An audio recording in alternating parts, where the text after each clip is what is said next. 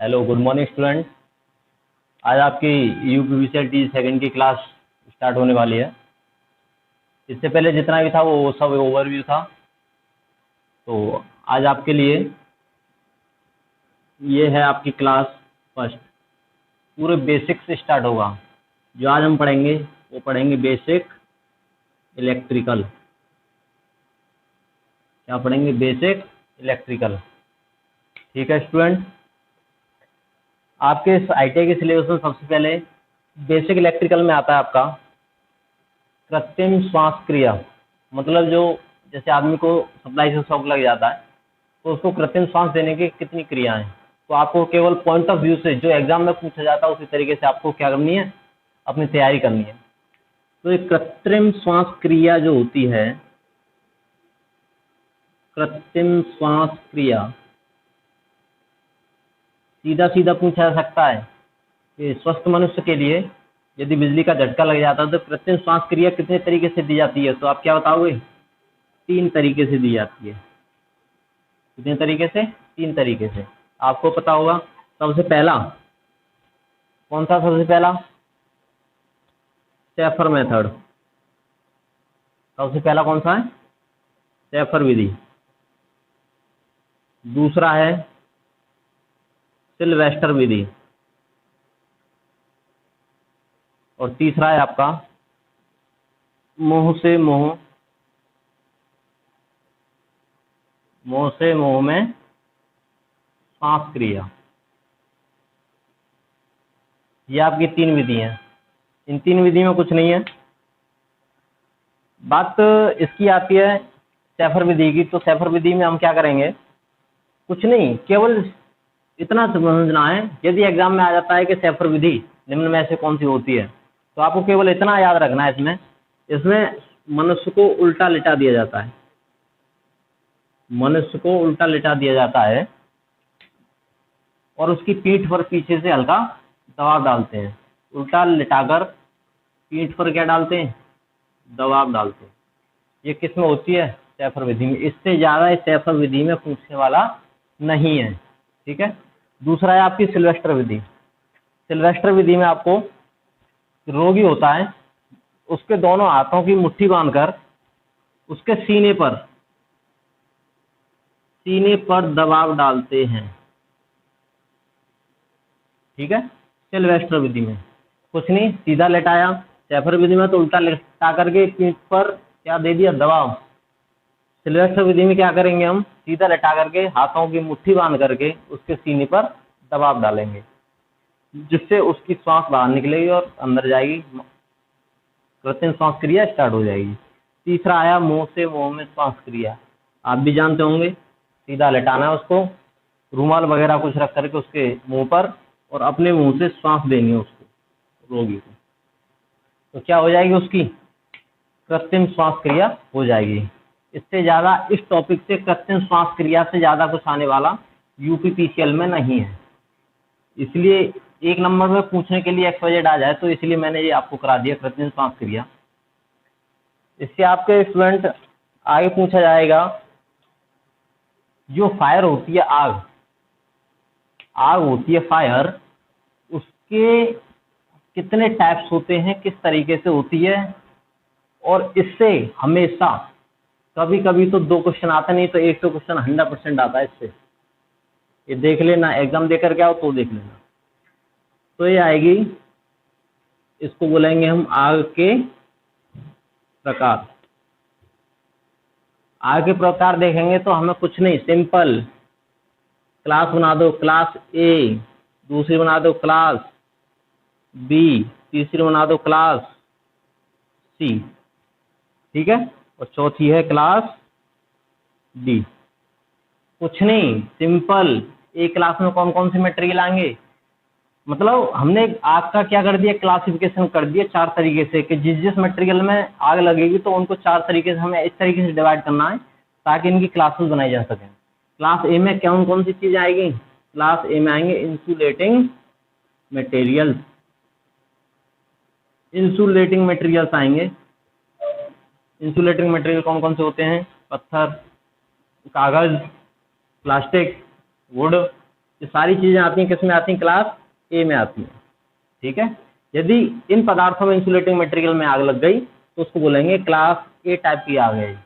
इसको बुझाने के लिए हमें क्या करना पड़ेगा? सैंड यानी रेत या बालू या पानी का यूज करेंगे क्लास ए टाइप की आग को बुझाने के लिए। सिंपल, पिछले साल यही पूछा गया था कि इंसुलेटिंग मटेरियल में लगी हुई आग किस क्लास के अंतर्गत आती है। उसमें A B C D 4 option थे, कौन सा था आपका? क्लास ए। सिंपल, कुछ नहीं, 1 नंबर का क्वेश्चन है। ऐसे ही दूसरे को बात करेंगे क्लास बी। आपने पढ़ा होगा पानी को गर्म करते हैं तो उसका नाम लेते हैं बॉयल कर दो पानी को। क्या कर दो? बॉयल। तो बॉयल का V4 हो गया class B, oil for oil. तो जितने भी ऑयल्स होंगे कौन कौन से होंगे? पेट्रोल, डीजल, केरोसिन, जितने भी ऑयल्स आएंगे इसमें सारे ऑयल्स आएंगे।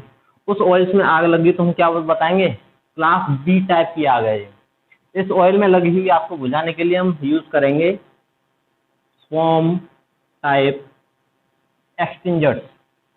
फोम टाइप एक्सटिंजर क्या करता है? ये ऑयल्स के ऊपर एक लेयर बना देता है जिससे ऑक्सीजन और आग की लेयर के दोनों के बीच में एक लेयर बना देता है, जिससे हमारी आग क्या हो जाती है? स्लो डाउन यानी बुझ जाती है। फोम टाइप यूज करेंगे या इसको करेंगे कार्बन डाइऑक्साइड। इन दो चीजों का यूज करेंगे क्लास बी टाइप की। ये भी पूछा गया था उससे पहले 2017 के पेपर में। क्लास C4 जैसे गैस निकलती है तो कैसी आवाज आती है? C4 और C क्या हो गई फिर? गैसेज। जितनी भी गैसेज होती हैं कौन सी? LPG, CNG, जितनी भी गैसेज में आग लगी तो क्या बताएंगे? क्लास C टाइप की मटेरियल में आग लगी है। इसकी आग को बुझाने के लिए हम क्या यूज करेंगे? CTC होता है कार्बन टेट्रा क्लोराइड। ये होता है CCl4, carbon tetra chloride. Gas में आग लग गई तो, ठीक है। या फिर और यूज कर सकते हैं क्या? सैंड, ठीक है, यानी मिट्टी यूज कर सकते हैं। क्लास डी में आएंगे आपके सबसे इम्पोर्टेंट, आपके आएंगे इलेक्ट्रिकल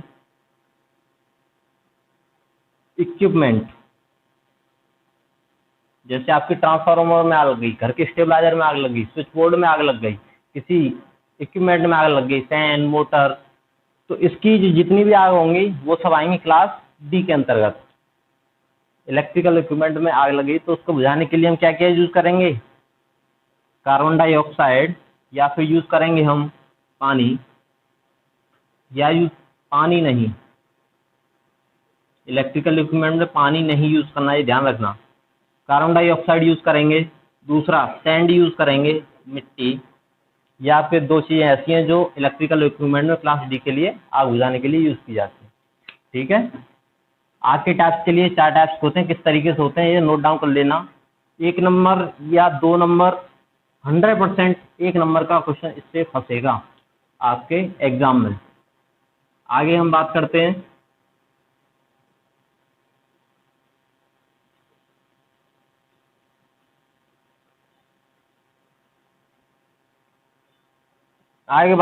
कि आपके आगे क्वेश्चंस में है टूल्स।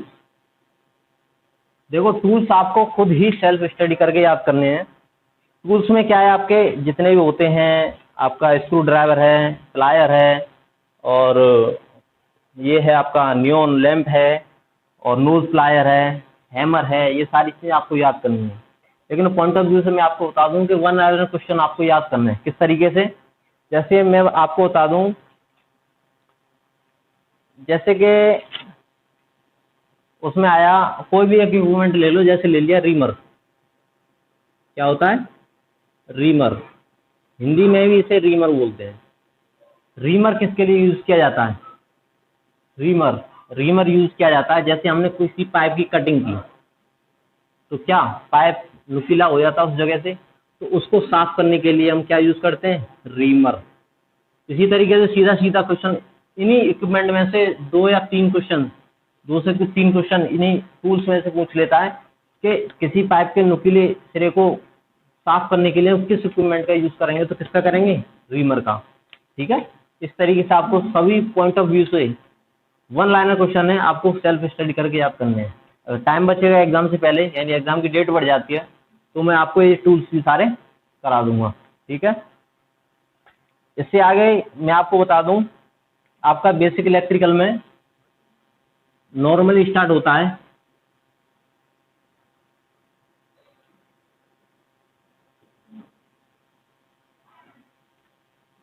सबसे पहली डेफिनेशन, चार्ज, जिसको हिंदी में बोलते हैं आवेश। आवेश क्या होता है, थ्योरी लिखवाऊंगा नहीं, कराऊंगा नहीं, केवल मैं बता दूंगा। इसका जो चीज वन लाइनर क्वेश्चन में पूछी जाती है, सीधे सीधे पूछी जाती है, उस पर फोकस करूंगा मैं सभी क्वेश्चन में। लेकिन पूरे तरीके से हम जैसे ITI में थ्योरी वगैरह होती है जो पढ़ाते हैं, उस चीज को नहीं हम यहाँ डिस्कस करेंगे। चार्ज क्या होता है, चार्ज को डिनोट करते हैं Q से, Q बराबर N इंटू ई। Q होता है चार्ज, N क्या होता है, नंबर ऑफ इलेक्ट्रॉन। यहाँ पर E क्या है, ये हमारा इलेक्ट्रॉनिक चार्ज। Q बराबर N इंटू ई। आवेश का मात्रक क्या होता है, कूलम। क्या होता है आवेश का मात्रक, कूलम। N क्या, नंबर ऑफ इलेक्ट्रॉन, E क्या, इलेक्ट्रॉनिक चार्ज। कितना होता है, माइनस का 1.6 इंटू 10⁻⁻, -19 कूलम। ठीक है, इससे एक सबसे ज्यादा इंपॉर्टेंट क्वेश्चन मैं आपको बता दूं। इससे क्वेश्चन हमेशा बनता है कि एक कूलम चार्ज में कितने इलेक्ट्रॉन्स होते हैं, ये चीज पूछी जाती है मोस्टली। तो मैं आपको बता दूं कैलकुलेशन करके, जो फाइनल रिजल्ट आता है केवल हमें वही याद रखना है। 1 कूलम चार्ज में जो इलेक्ट्रॉन होते हैं वो होते हैं 8.85 इंटू 10⁻18 इलेक्ट्रॉन्स। कितने होते हैं, 8.85 इंटू 10⁻18 इलेक्ट्रॉन्स होते हैं 1 कूलम चार्ज में। ठीक है, 1 कूलम चार्ज में आपके होते हैं 8.85 इंटू 10⁻18 इलेक्ट्रॉन्स। आगे स्टूडेंट हम डिस्कस करेंगे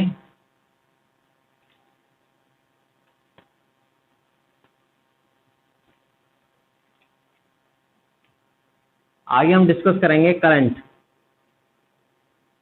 जिसको बोलते हैं धारा। करंट क्या होती है, करंट इलेक्ट्रॉनों का फ्लो होना करंट कहलाता है। किससे डिनोट करेंगे करंट को, I से। करंट को डिनोट करते हैं I से। I बराबर Q अपॉन T, ये इसका फॉर्मूला होता है। I बराबर Q अपॉन T, यानी जिस रेट से हमारे चार्ज फ्लो कर रहे हैं वो क्या कहलाती है, करंट कहलाती है। इसका मात्रक क्या होता है, एम्पियर। ए से डिनोट करते हैं एम्पियर को। ठीक है, 5 एम्पियर, 2 एम्पियर, 15 एम्पियर, इस तरीके से। इसके जो दूसरा यूनिट होती है वो होती है Q का मात्रक, आवेश का मात्रक कूलम, मैंने अभी बताया, और T का मात्रक सेकंड। तो कूलम पर सेकंड करंट के मात्रक होते हैं कौन कौन से, 2। यदि ऑप्शन में सीधा सीधा पूछ लिया जाता है करंट का मात्रक होता है, लेकिन उसमें एम्पियर नहीं होता, क्या होता है उसमें, कूलम पर सेकंड। तो आपको आंसर लगाना coulomb per second. Next question चलते हैं, 1 लाइनर क्वेश्चन है, कोई ज्यादा इतनी टफ नहीं है। नेक्स्ट आता है हमारा वोल्टेज, जिसको बोलते हैं वोल्टता। वोल्टेज क्या होती है, वोल्टेज को हम डिनोट करते हैं V से। तो इलेक्ट्रिक प्रेशर होता है जो क्या करता है, इलेक्ट्रॉनों को फ्लो कराता है, वो होता है हमारा वोल्टेज। वोल्टेज V बराबर होता है W अपॉन Q। W क्या है यहाँ पर, कार्य, वर्क डन। Q क्या है यहाँ, चार्ज, कूलम। तो वर्क डन का मात्रक क्या होता है,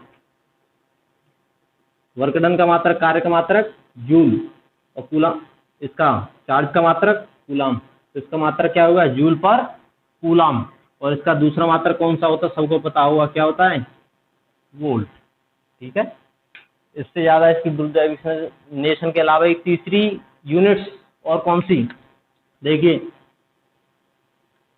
कंपटीशन में टफ करने के लिए, क्वेश्चन घुमाने के लिए क्या कर देते हैं, W बराबर होता है F इंटू डी। फोर्स का होता है न्यूटन और D का होता है मीटर। तो वो क्या दे देगा, न्यूटन मीटर पर कूलम। ये भी किसकी यूनिट होती है, वोल्ट की। वोल्टेज की यूनिट हमारी 3 आ गई, जूल पर कूलम, वोल्ट और न्यूटन मीटर पर कूलम। ठीक है, इससे ज्यादा इस वोल्टेज की डेफिनेशन से ऐसा कुछ नहीं आएगा। इससे अगला क्वेश्चन हम चलते हैं। बात आई पावर की। पावर होती है शक्ति। पावर शक्ति को हम डिनोट करते हैं पी से। पी बराबर होता है W/T, यानी जिस रेट से कार्य किया जाता है वो क्या कहलाती है, हमारी पावर कहलाती है, चाहे वो मैकेनिकल हो चाहे इलेक्ट्रिकल हो। या इलेक्ट्रिकल कार्य होगा तो इलेक्ट्रिकल पावर, मैकेनिकल कार्य होगा तो मैकेनिकल पावर। ठीक है। W यानी कार्य का मात्रक क्या होता है, जूल पर। समय का मात्रक सेकेंड। वोल्टेज का मात्रक क्या था, जूल पर कूलम, लेकिन पावर का मात्रक क्या आएगा, जूल पर सेकेंड। या दूसरा क्या होता है इसका, वाट। पावर का मात्रक वाट। इसके दो यूनिट आ गई, जूल पर सेकेंड और वाट। वाट को W से डिनोट करते हैं। वाट को करते हैं W से डिनोट। ठीक है। अब इसमें मैं आपको बता दूं, इससे कुछ डेरिवेशन करके एक डेफिनेशन पूछी जाती है कि 1 वाट में